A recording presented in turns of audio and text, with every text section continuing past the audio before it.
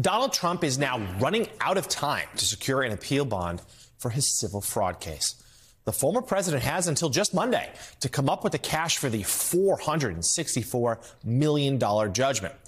If Trump doesn't, New York State Attorney General Letitia James could start seizing his assets. Trump's lawyers on Monday asked an appeals court to stop the collection proceedings because they have not found a bond company that's willing to back the former president. According to his lawyers, Trump would actually need to put up nearly $557 million worth of collateral. That's over $500 million. As the New York Times points out, most of Trump's wealth is tied to his real estate assets, which bond companies will not accept as collateral. Yesterday, senior Fox Business correspondent Charlie Gasparino explained why Trump's billionaire friends have yet to help him out. What is behind their reluctance?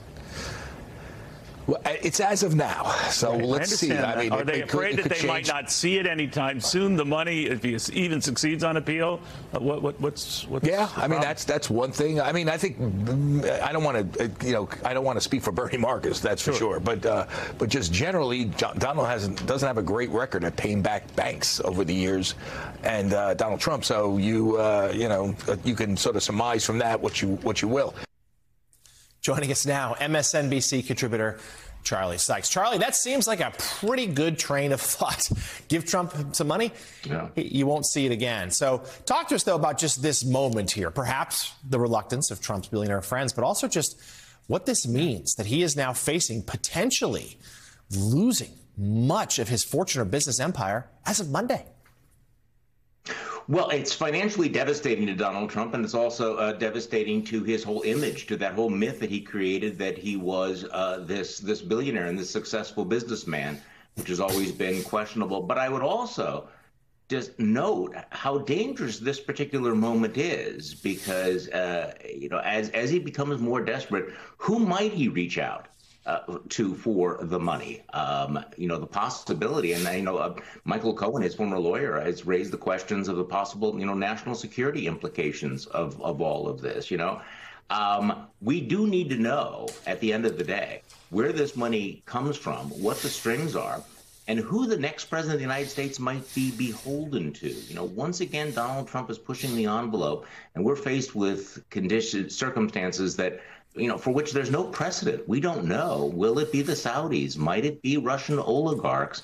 What shady, dark money might actually come out of the woodwork to bail Donald Trump out at his moment of need?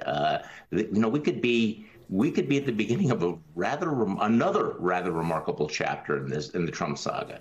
Yeah, something we'll need to follow closely. We certainly know how foreign governments have tried to financially influence Trump in the past.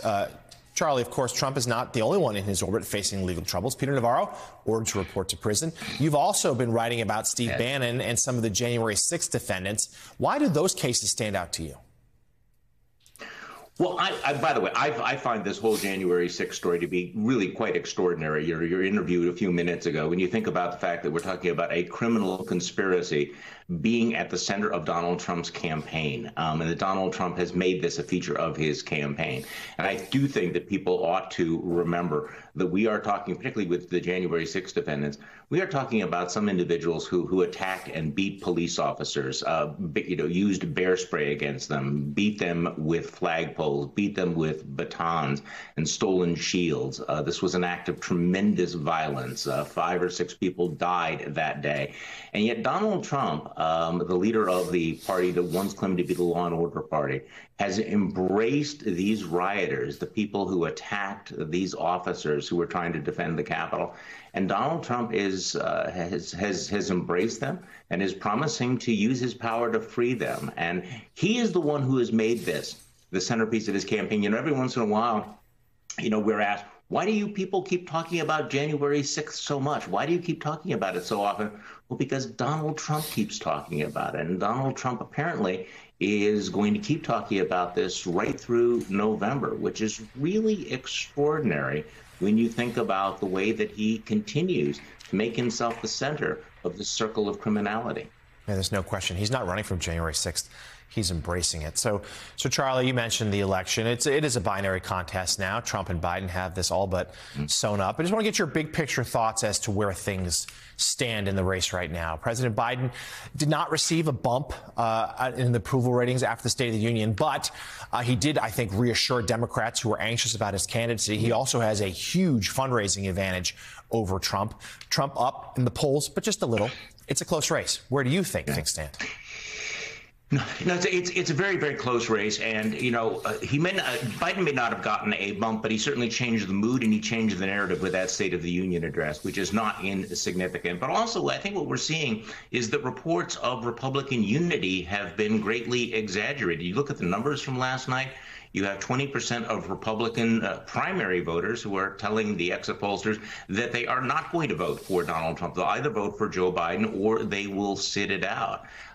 So I do think that there are concerns. And of course, I think that there are some people who don't really understand what a big deal the non-endorsement by Mike Pence was, the signal that it sends to other Republicans. Look, you do not have to put party and Donald Trump ahead of country. You do not necessarily need to go along with all of this. And I'm really interested to see how this all plays out. As you mentioned, it's a binary choice between Donald Trump and Joe Biden. But for many Republican voters, it's also a binary choice, Trump or not Trump.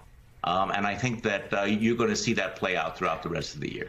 Yeah, it can't be overstated the importance of his former vice president saying he won't endorse him. Let's see if Nikki Haley, his last remaining Republican rival, does the same. MSNBC contributor Charlie Sykes, thank you as always. We will speak to you again soon.